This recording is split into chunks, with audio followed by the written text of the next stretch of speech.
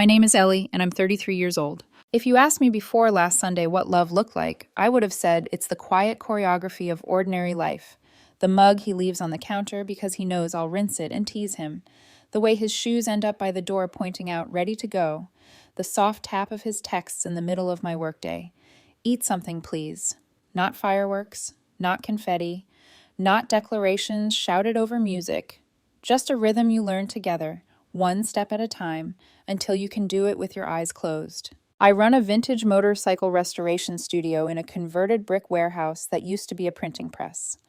The light hits the concrete floor in long, pale rectangles every morning. It makes the chrome look like it's holding its breath. Some days I feel like I've been collecting other people's pasts and coaxing them to run again. It's a good life. It's mine. I left the corporate world 8 years ago with a savings account and a stubborn streak, and I built something that hums when I put my hands on it. People hear mechanic and think grease. I hear restorer and think cathedral. Daniel is 29. When we met at a coffee shop 15 months ago, he tilted his head the way people do when they're trying to be charming without looking like they're trying. He asked about the oil-stained notebook under my arm. I told him it held measurements and ghosts. He laughed, and for a while, I loved the sound. His parents, Linda and Tom, live in a house where everything has edges that catch the light. Sunday dinners became a ritual around month 6. Linda is a careful woman. Her hair is the same graceful shape every week, and her smile stops at the line where approval should start. Tom talks investments the way some people talk weather, constantly, gently, like it's the ocean we're all wading in. I am polite. I bring wine. I let them believe my quiet is shyness and not restraint. That Sunday began like the others.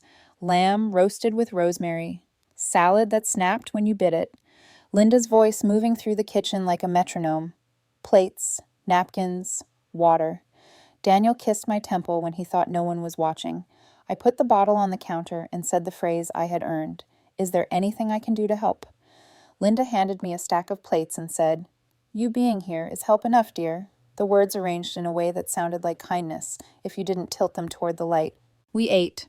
Tom asked about a client who'd brought me a '69 Bonneville with a history he wanted to make louder. I described the carb rebuild. Tom nodded like I'd said, mutual funds. Daniel's knee pressed against mine under the table. Linda asked, almost casually, if I'd thought about other directions for the business. Boutique merch, consulting, maybe something more scalable. She smiled the way you smile when you're suggesting a safer path. I said I liked the kind of work that left a mark on my hands. She glanced at my fingers, at the half-moons of metal that stick even after scrubbing, and the conversation drifted. After dessert, around 4, Daniel's phone chirped. He stood, lit from behind by the window, and swiped to answer. His voice warmed. "Sarah? Wow. Hey." He grinned at me. "It's Sarah," he mouthed, the name tossed like a pebble into a still pond. I knew the ripple. Sarah, the ex from college, the one who moved to Portland and became a story he told like a lesson he'd learned. A polite chapter in a closed book. I'd never minded the name. Past is past. Or so I thought. He walked to the living room and propped the phone on the coffee table. I carried plates into the kitchen, rinsed them, listened to the casual cadence of old friends catching up. 10 minutes later, Linda's heels clicked across tile. "I'll just say hi," she said to no one in particular, and moved toward the laughter. I followed to grab my jacket from the hall closet. The living room was sunshine and expensive frames. Daniel sat on the sofa, shoulders loose. Linda settled into the armchair, the one you sink into and somehow sit taller. On the screen, Sarah's face flickered with the kind of glow that makes you forget the camera is not a mirror. I reached for the closet handle and paused. It wasn't intentional, that moment of listening. I believe people should be allowed their private corners, but the words didn't ask permission. They just arrived. Sarah must have asked about me. Daniel's voice dropped into that soft, coaxing register he uses when he's telling someone not to worry. "Oh, Ellie? She's sweet, Mom. Don't worry. I'm just having fun. I'd never actually marry a mechanic." Silence makes a sound if it's heavy enough. Linda laughed, small and satisfied. "Good. I was starting to worry you were getting serious. You know how complicated that kind of lifestyle can be." I didn't move. I didn't gasp. Puzzle pieces just clicked, quietly, the way they do when you finally see where the edge belongs. In the kitchen, water ran. Tom hummed. In the living room, my relationship became an accessory someone was trying on for a while. Linda leaned forward, warming to her own permission. We'll find someone more suitable, someone who fits. Daniel's reply was a shrug you could hear. Exactly. She's great right now, but I'm not stupid. I closed the closet door without taking the jacket. I walked back to the kitchen and told Tom I had an early start at the shop. He said something about dedication. I nodded, kissed the air near Linda's cheek on my way out because habit is a slow animal, and stepped into the late afternoon. The sky outside was a clean, hard blue. My truck smelled like pine from the cheap air freshener I keep meaning to throw out. I drove without music. You learn, in restoration, not to trust the first sound. Let the engine idle. Let the heat settle. Listen again. The second truth is usually the real one. That night, the warehouse was empty, except for me and the '72 Sportster on the lift, her guts open, her heart in my hands. I turned the radio to static and then off, rolled my sleeves, and let the work hold me. Removing a gear that's worn down to a false edge requires patience and a kind of affection. You don't rip, you persuade. There is a satisfaction in measured force. You apply just enough pressure to take back what should never have been forced in. My phone lit up at 10 with a text from Daniel. Hey, you left early. Everything okay? I stared at the screen until it dimmed. When it lit again, I typed, all good. Busy tonight. I cleaned the oil from my fingers and looked at the black crescent still clinging to my nails. People think mess equals chaos. Sometimes mess is proof of devotion. I placed the replaced gear into a tray alongside the ones that still belonged, and it struck me that the line between temporary and essential is thinner than we think.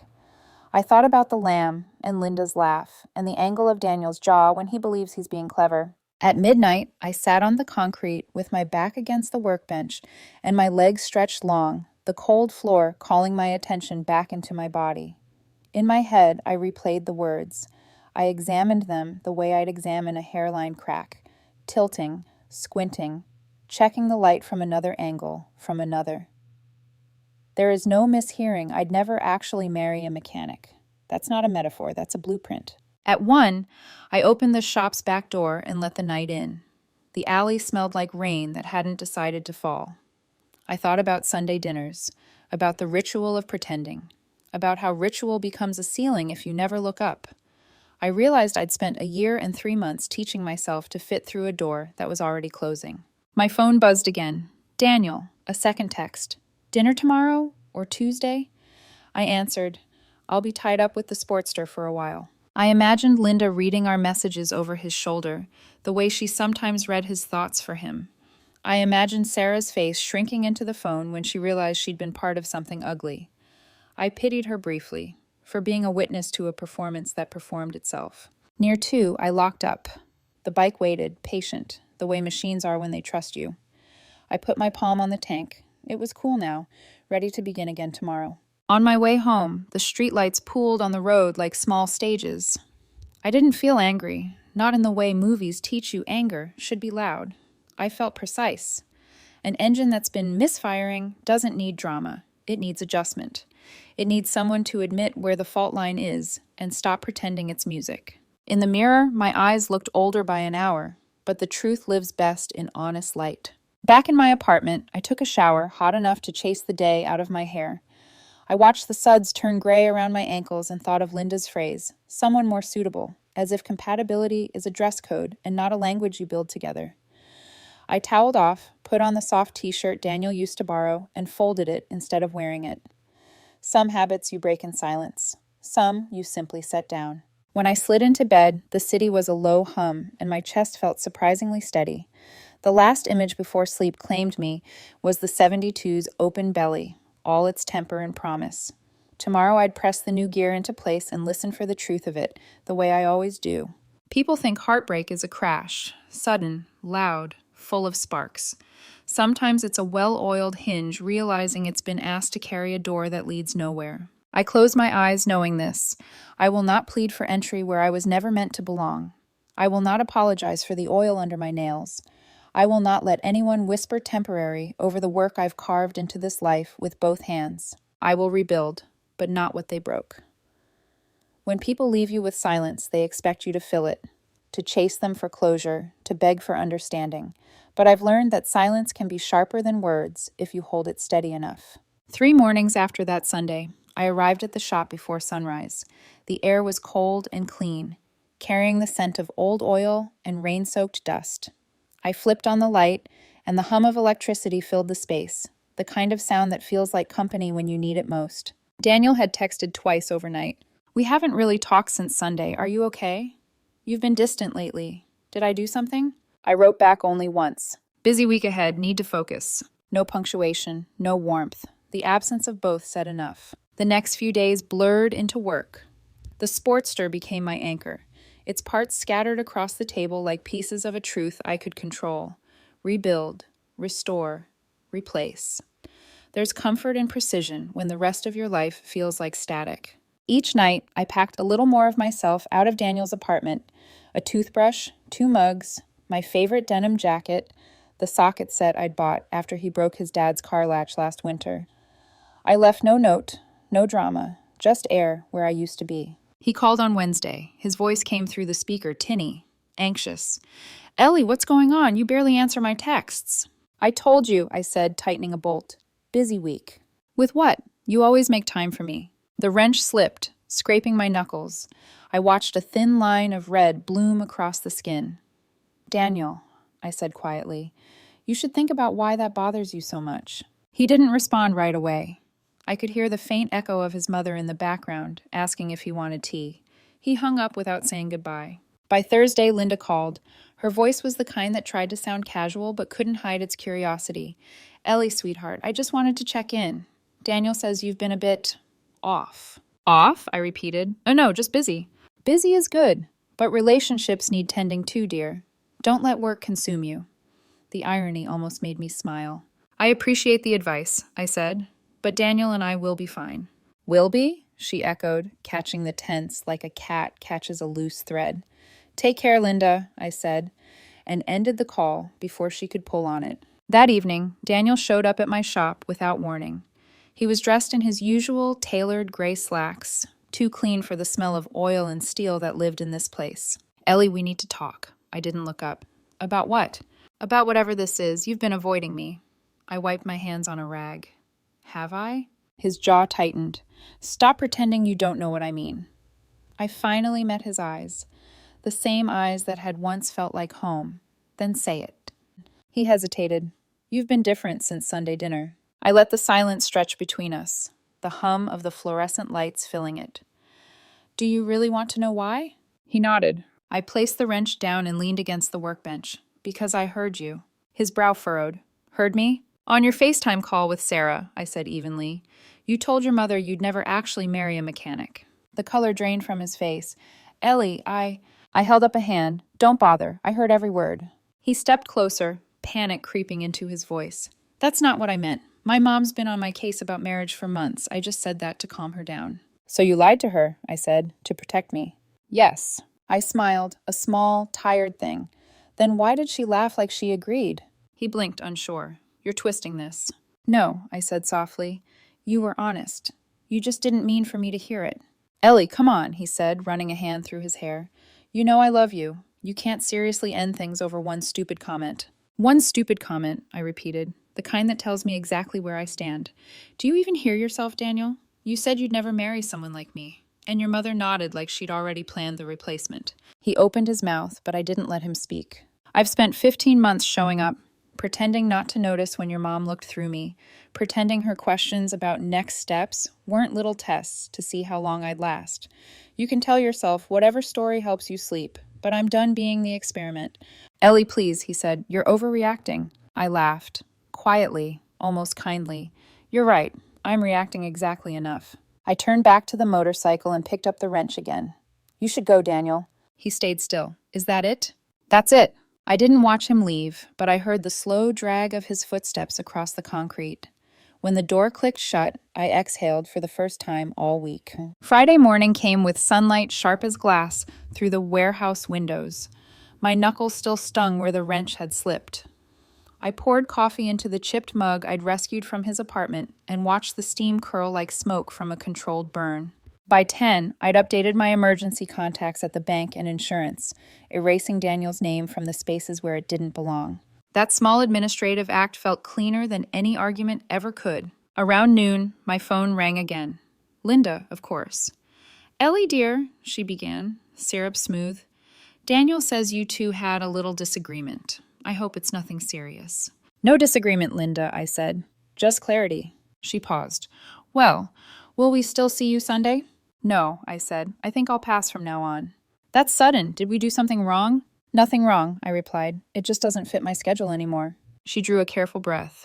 "Ellie, you're making a mistake. Daniel—" "Linda," I interrupted. "I'm not making one. I'm correcting one." Before she could recover, I hung up. That afternoon, the shop filled with the sound of new work, a different client's old triumph, humming back to life under my hands. I thought about how some engines run better once you've stripped away the parts that never belonged. My phone buzzed again, Daniel's name lighting up the screen. I didn't answer. Instead, I leaned close to the machine and whispered what I should have said to him. Not every fix is worth the effort.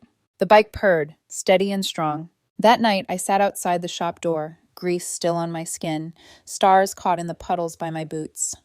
I didn't feel heartbroken. I felt clean, like I'd finally washed someone else's fingerprints off my life. People always talk about closure like it's something another person gives you. But sometimes it's just this, a quiet Friday, a rebuilt engine, a cup of coffee cooling beside you, and the realization that walking away isn't running. It's choosing your direction. And for the first time in months, I liked where I was headed. It's strange how quickly silence turns into a story when you refuse to explain yourself.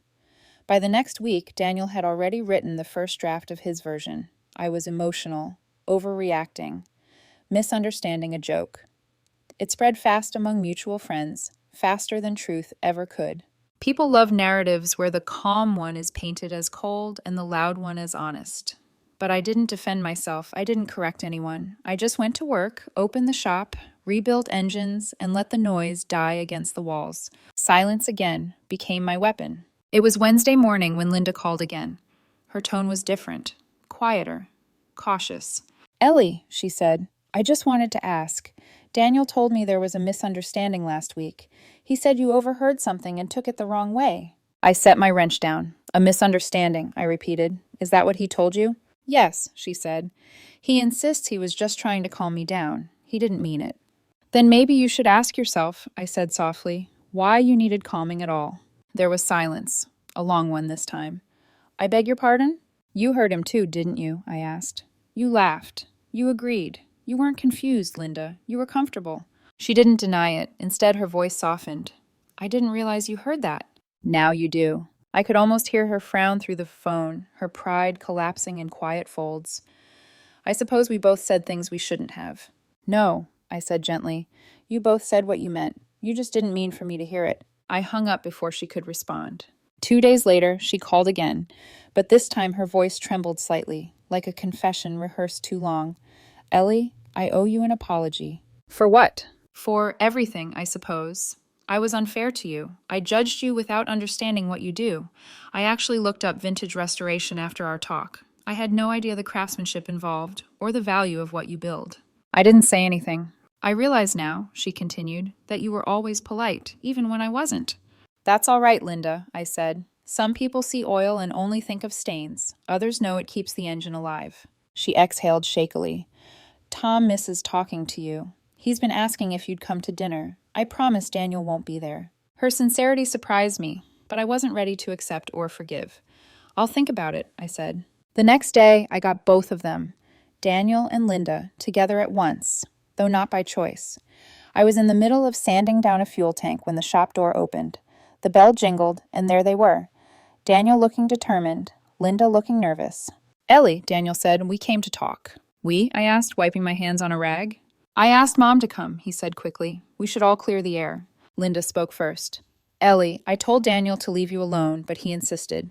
I'll say this only once. I am truly sorry if I made you feel lesser." Her tone was soft, almost trembling, and for a second, I almost believed her. But then Daniel stepped forward. "See? It was all just pressure, Ellie. She was the one who kept asking when we'd settle down. I panicked. I said something stupid to get her off my back." Linda's expression tightened. "Daniel, that's not what happened." He turned, startled. "Mom!" She shook her head. "You can't blame me for your own words. I never told you to lie." The silence that followed felt heavy enough to split open the floor. You see? I said quietly. You didn't make a mistake, Daniel. You made a choice. And you made it easily. His jaw tensed. You're twisting this. You're making me sound like a villain. I don't have to, I said. You already did that yourself. He stepped closer, eyes desperate now. I love you. Doesn't that count for anything?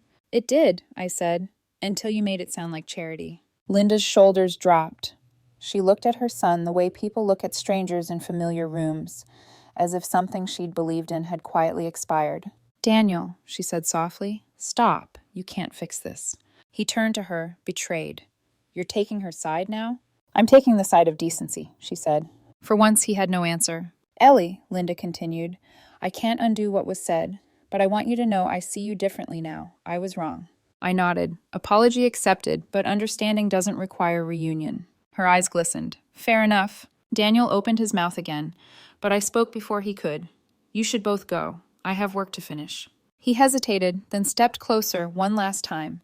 If you walk away now, you'll regret it. I looked at him and smiled, tired but certain. No, Daniel. For the first time, I won't. After they left, I stood there for a long moment, surrounded by the smell of metal dust and gasoline. Outside, the day had turned gray, the sky low and heavy, the kind that mirrors your mood too perfectly to be coincidence. For a moment, I thought of what could have been. Dinners that might have felt like belonging instead of auditions, but the thought passed quickly. People like Daniel love the idea of women like me. Passionate, grounded, self-made, until the reality of us threatens the performance they built around their lives.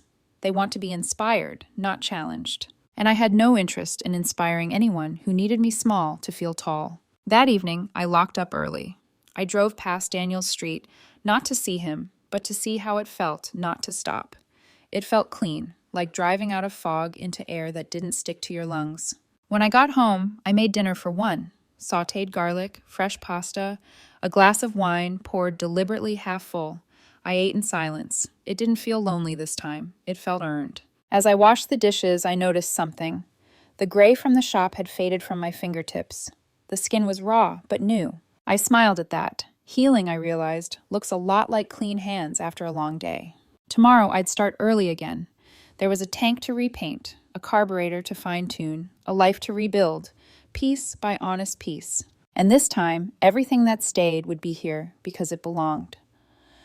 4 weeks later, the warehouse didn't feel empty anymore. It felt alive. The hum of engines, the faint crackle of a radio I barely listened to, the rhythm of tools against metal, all of it had found a new tempo. My hands moved without hesitation now, each motion certain, clean. Where silence once lingered, purpose lived instead. I didn't notice the change at first. It crept in quietly, like light seeping through cracks in an old door. But one morning, I realized I hadn't thought about Daniel in days. Not with anger, not with longing, just absence, the kind that doesn't ache anymore. That Friday, a familiar car pulled up outside. Tom stepped out, holding 2 paper cups of coffee. Ellie, he said, with that careful smile people use when they don't know if they're welcome. I wiped my hands and met him halfway. Tom, this is unexpected. He handed me a cup. Linda told me you take it black. She's right, I said. He looked around the shop, at the hanging wrenches, the half-built bikes, the walls speckled with history. You've built quite a place here. It's honest work, I said. He nodded slowly. I wanted to tell you something. You handled everything with more grace than most people would have. Linda and I talked a lot about what happened. You didn't deserve any of it. I looked at him, not with bitterness, but with a kind of quiet recognition. Thank you, Tom. That means more than you think. He smiled faintly. If you ever need referrals, I've got 2 friends with vintage Triumphs gathering dust. They'd love someone who knows what she's doing. I'd appreciate that. He sipped his coffee. You know, my father used to say you can tell a person's worth by how they treat something that can't talk back. I think he'd have liked you. I laughed softly. That's one of the best compliments I've ever gotten. He nodded. Then I'll make sure you hear it twice. That evening, I received a text from Linda. Dinner Sunday, just us. No pressure, just a thank you meal. I hesitated, then typed back. All right. Sunday came with the smell of rain on pavement. Linda's house looked the same. Perfect symmetry, trimmed hedges, a life arranged like a magazine spread. But the moment she opened the door, something had shifted. Ellie, she said softly, I wasn't sure you'd come. I wasn't sure either, I said. She led me inside. The dining table was smaller this time. No fancy centerpiece, no show of wealth. Just 2 plates, warm food, and the quiet clink of cutlery. After a few bites, she spoke. You know, I used to think success meant polish. The right career, the right company, the right people at the table. But you made me realize something. What's that? Polish doesn't mean anything if it covers up character. She set down her fork. You never demanded respect, Ellie. You just lived in a way that made it impossible not to give it. Her voice trembled slightly. I'm sorry I couldn't see that sooner. I looked at her, not as Daniel's mother, not as a woman who once pitied me, but as someone trying to make peace with her own blind spots. Apology accepted, I said, but don't apologize for not knowing. Just do better now that you do. She smiled, small and real. That's fair. We ate in comfortable silence after that. For the first time, the air in that house didn't feel like judgment. It felt like release. 2 weeks later, Daniel showed up at my shop. He stood in the doorway like someone rehearsing courage. Ellie, he said, voice low. Can we talk? I didn't look up right away. I'm working. It won't take long. He stepped closer, holding a small velvet box in his hand. I bought this for you. I turned slowly. A ring. He nodded. I know I messed up. I was stupid. I thought I needed to impress people who don't matter. I was wrong. I love you. I want to marry you. I studied him. His nervous hands, the desperate eyes that once looked at me like I was something fragile. You want to marry me, I said quietly, because you lost control of the story, not because you found respect. That's not true. I smiled sadly. 2 months ago, you said you'd never marry a mechanic. Today you're proposing to one. Tell me, which version of you is real? He swallowed hard. This one, the one standing in front of you. I shook my head. No, the real one was the one who spoke when he thought I couldn't hear. The rest is just noise. He reached for my hand. I pulled it away. Daniel, I rebuilt engines for a living. I know the difference between something that's broken and something that was never built right in the first place. His mouth opened, then closed again. The silence between us wasn't cruel this time. It was final. Ellie, he whispered, please. I stepped back. You're late, Daniel. I already rebuilt myself. He left without another word. The next morning, I arrived early. The warehouse was still dim, the air cool and expectant. The '72 Sportster, the same one that had seen me through everything, sat gleaming under a strip of sunlight. I tightened the last bolt, pressed the ignition, and the engine roared to life. Deep, certain, unapologetic. For the first time, I didn't flinch at the sound. I smiled. It wasn't noise anymore. It was proof. Proof that what's built with care, patience, and truth will always outlast what's built on performance. I ran my palm across the chrome tank, seeing my reflection shimmer, steady, unbroken. Some people think revenge means destruction, but it isn't always fire and fury. Sometimes it's peace. Sometimes it's walking away so gracefully that the silence that follows is deafening. I closed the shop door behind me, the sound echoing like punctuation at the end of a long, necessary sentence. And as I walked into the morning light, I thought, people think revenge is ruin, but the real kind? It's restoration, of craft, of pride, of self.